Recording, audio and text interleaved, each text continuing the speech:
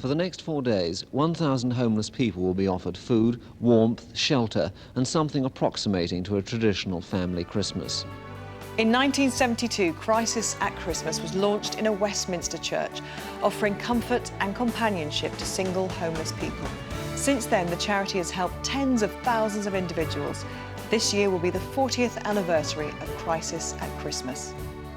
I first volunteered at Crisis for Christmas 10 years ago. I found it such a positive experience that in 2010, I broadcast my radio show live from the Crisis Rough Sleepers Centre, one of the many places that are set up over Christmas. Christmas is a time when most of us are with family and friends, but for homeless people, that's often not an option. Coming to Crisis since last year, it's actually been a lifesaver. I was abused when I was younger. And started to live on the streets. I found out I suffered from depression. I was lonely. Coming here and engaging with other people, engaging with the volunteers. It is a lifeline. I think at Christmas, I don't think a lot of people know what to do. The Crisis at Christmas centres do so much more than provide food and shelter. They offer healthcare, advice on housing and jobs, and most of all, a sense of community and fun. I think it's about inclusion. That's what intrigued me about Crisis, that they really look at the full picture about homelessness. I think it's inspiring.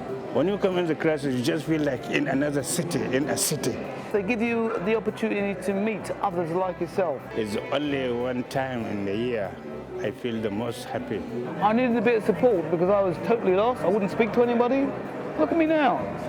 I can't stop speaking. The fact that people are bringing their skills, that there's a hairdresser here, there's somebody offering some nail treatment, saying to people, you matter as much as anyone else does. You know, your appearance, your well-being, your sense of self-esteem, and we value that.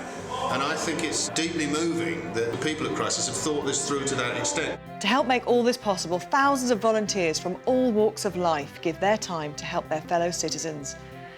I think it's a very salutary reminder, particularly at Christmas time, to see people who are not privileged and to see people who, but for the grace of God, we would be there too. Nowadays, to make this massive annual event happen, Crisis needs up to 8,000 volunteers.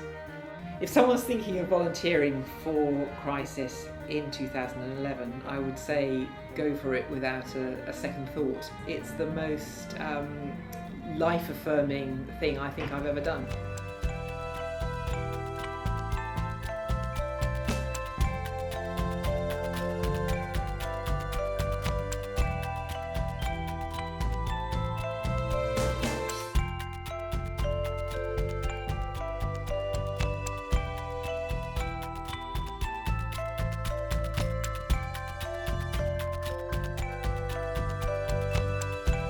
None of this could be achieved without help from schools, colleges and businesses who donate premises, food, equipment and services to provide the best possible experience for our guests. The great thing about Crisis is that it's not just about helping people at Christmas. We see Christmas really as being a first step for our guests, a first step into accommodation, a first step to vital advice services, and also a first step to perhaps going on after Christmas to education, to training and to employment, particularly through our Skylight centres. So Christmas isn't really an end in itself, it's an opportunity for people to look forward and to end their homelessness for good.